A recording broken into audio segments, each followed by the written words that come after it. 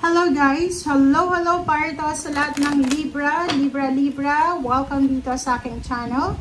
Kapalaran 888, welcome. Alamin natin kung anong messages, vibration, gabay energy para sa lahat ng Libra. This is general reading, unexpected, timeless reading siya. So unexpected siya, timeless, hindi natin alam kung kailan siya mangyayari. Okay, Libra.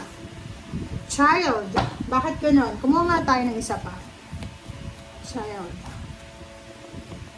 Oh, tatlo yung lumabas. Family room.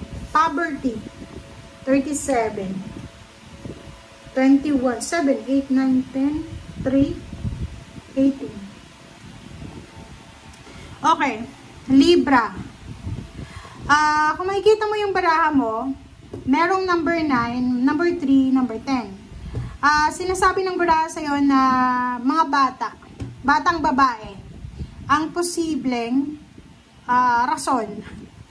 Nakakaloka to. Sino ba to? Batang babae ang rason. It's either maging maayos yung pamilya mo, or it's either maging mahirap yung buhay mo. Sino ba yan? Apo mo ba yan? Anak? Kasi itong batang babae na to, pwedeng siya yung makatulong sa'yo para magpa-renovate ng bahay, para magpa-ayos ng bahay, or maybe siya yung makatulong sa'yo para makaalis kayo sa poverty. But ang problema dito, nako, paloka.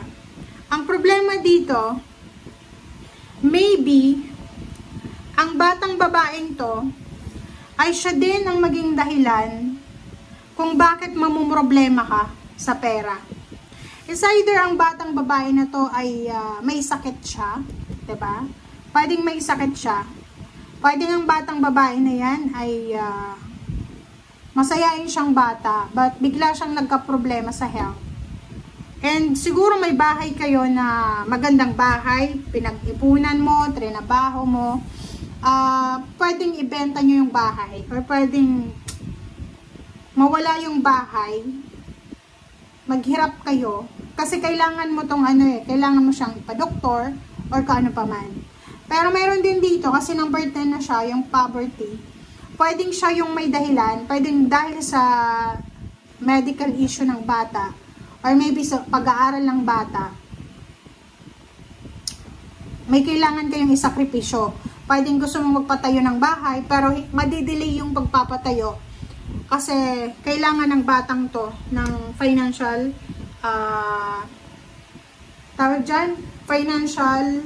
assistance. And nakikita ko na yung batang yan, siya yung nagdadala sa'yo ng emotional happiness. Kumbaga siya yung apple of your eye, diba? So sobrang mahal na mahal mo yung batang yan, but yun na nga, siya yung nagbibigay sa'yo ng saya. Pwedeng apo mo siya, pwedeng apo. Yun ang nakikita ko. Kung ikaw ay nasa edad ng 50 years old above, 50 years old above na Libra, babae, pwedeng apo mo yan. Ang number 18 na yan na bata. Siya yung nagbibigay saya sa'yo, pero siya din yung pwedeng magpaiyak sa'yo. Siya din yung pwedeng maging dahilan ng bankruptcy nyo. Pero kung yung batang to is because of medical expenses, maging mahirap kayo, ayos lang, di ba? Kasi yung pera kikitain pa. But yung kung ano man ang kailangan mong isave mo. Kasi ano to siya yung nagbibigay sa'yo ng saya. I hope na nakuha mo. Ito yung energy na nakita natin dito sa tatlong baraha. Kasi walang dito walang positive. Tingnan mo. Sinasabi na paghihirap to diba? Paghihirap. Sobrang hirap na hirap. Or pwedeng isang batang babae, ang sobrang makakaranas siya ng paghihirap sa buhay because of your family member. Pwedeng anak mo, yun. Pwedeng apo mo to, pwede siyang apo mo, pwedeng yung anak mo, anak ito, so apo mo siya.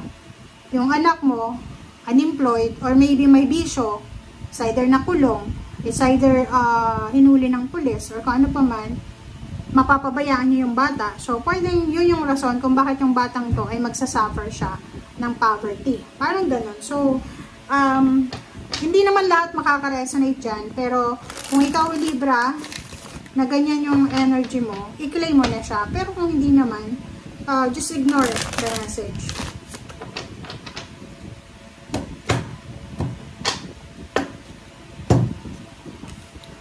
Okay, 3 of Wands and 6 OMG. Okay. Nakakaloka to paki-comment sa comment section. Bakit ganun, Libra? Libra, comment down below. Nakikita ko sa'yo dito, naghihintay ka. May Libra ditong naghihintay You're waiting for something or for someone. It's either naghihintay ka ng pera. Pwedeng dati pinapadalan ka ng kapamilya, ng pera. But ngayon, wala na. Bakit ganun? Ang nakikita ko sa'yo dito, naghihintay ka Pwedeng iniisip mo yung past, maybe few months ago, few years ago, may perang pumapasok sa buhay mo na hindi naman natin pwedeng sabihin na hindi nakakatulong, but nakakatulong din yan. Sorry, sa'yo, 'di ba? Pera to 'di ba? Kung titingnan mo. So, kung makikita mo dito, Libra, etong pera na to, naghihintay yung Libra ng pera.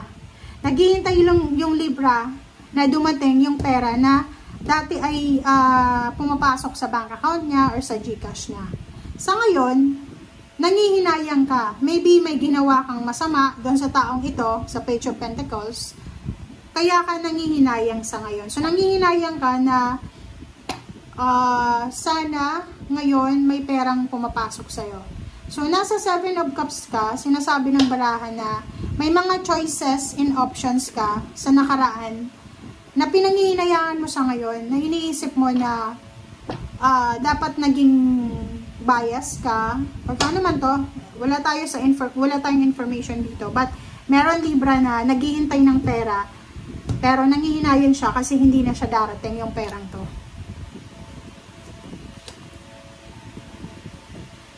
Diba? So, yung energy na to, yung taong nagbibigay sa'yo, it's either Earth signs, Virgo, Capricorn, or Taurus. Siya ay masama ang loob sa'yo. Ang taong to ay sobrang mayaman, Libra.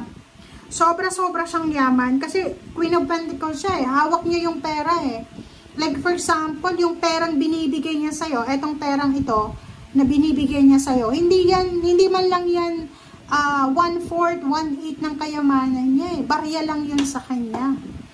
But, etong Knight of Pentacles na to, yung, kumbaga, maybe yung perang dumarating na to sa'yo, is tulong niya sa'yo, but ginawan mo siya ng hindi maganda, or may nasabi ka na masama laban sa kanya, kaya siya ay masama din ang loob sa'yo.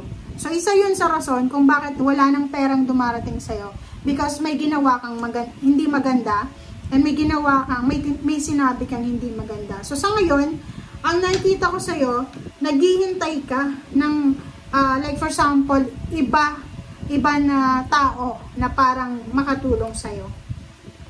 Sa ilalim, pagod ka na. Diba? Pagod na ang Libra na to, na ayusin ang financial, emotional na buhay niya, lalo na ang pamilya niya. Diba? High Priestess, sinasabi ng barahan na to na kung ano man ang nangyayari sa buhay mo ngayon, Libra, isipin mo na may rason. Maiintindihan mo to diba? Maiintindihan mo yan Kung ano yung nangyayari sa buhay mo sa ngayon, isipin mo na may hidden message ang universe para sa'yo. Kasi ganun yun Like for example, eto, sa sitwasyon na to, may mga Libra na siguro may scholarship to ng anak mo, diba? Like yung anak mo, may scholarship, tapos yung anak mo, hindi mo siya nagabayan ng maayos, nabuntis siya, nawala yung scholarship. So, manghihinayang ka talaga. Or maybe ikaw to, nagtatrabaho ka, may mga bonuses ka, pero nakita sa CCTV, hindi ka nagtatrabaho. So, nawalan ka ng income, parang ganyan. Like for example, ito boss mo siya. Pwedeng boss mo siya yung nagpapasahod sa'yo, binibigay niya lahat sa'yo, pero binabackstab mo siya, or maybe may ginawa kang hindi maganda, sinabing laban sa kanya, so kaya, masama yung loob niya sa'yo, parang gano'n. So, pwedeng yun yung rason kung bakit yung flow ng money sa'yo ay medyo naging mabagal, naging parang stagnant. Okay? So, thank you guys for watching. If you are resonated, i-claim mo. Pero kung hindi, just ignore it and then let it go. Thank you guys. Bye!